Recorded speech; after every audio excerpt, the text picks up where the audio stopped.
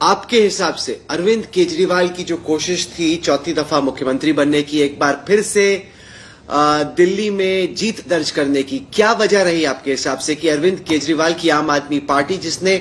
इतने साल तक दिल्ली में बीजेपी को पछाड़ के रखा था, इस दफा वो क्यों धराशायी हो गई? मुझे ऐसा लगता है कि एक तो 10 साल का एंटी इनकम्बेंसी रहा, दूसरी बात केजरीवाल जी का खुद से मुख्यमंत्री न होना, मेरी समझ से वो एक बड़ी गलती आम आदमी पार्टी ने करी।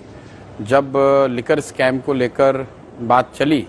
उस समय जब केजरीवाल जी को अरेस्ट किया गया, तो मुझे लगता है कि उस समय केजरीवाल जी को इस्तीफा दे देना चाहिए था। और अगर उन्होंने उस समय इस्तीफा नहीं दिया तो फिर जेल से बाहर निकलने के बाद इस्तीफा देकर किसी दूसरे को मुख्यमंत्री बनाना शायद स्ट्रैटेजिकली ठीक नहीं था। और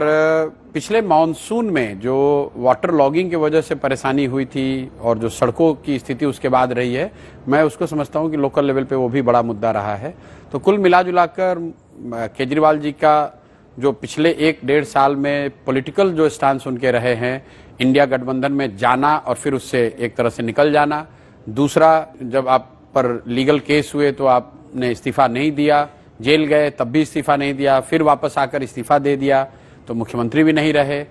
तीसरी जो गवर्नेंस को लेकर जो ढिलाई, जो एक तरह से उनकी कोर कंस्टिट्यूएंसी गरीबों की थी, झुग्गी झोपड़ियों की थी, उनको पिछले मॉनसून में जो तकलीफ हुई वाटर लॉगिंग की वजह से और खराब सड़कों की वजह से, उससे कहीं ना कहीं गवर्नेंस मॉडल को भी धक्का लगा। कुल मिलाजुलाकर इन 3-4 बातों का प्रभाव रहा होगा, जिसकी वजह से उनके,